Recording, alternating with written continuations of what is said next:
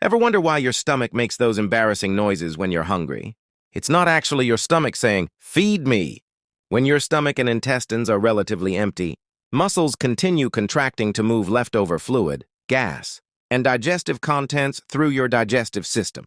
These movements create vibrations and sounds we call stomach growling.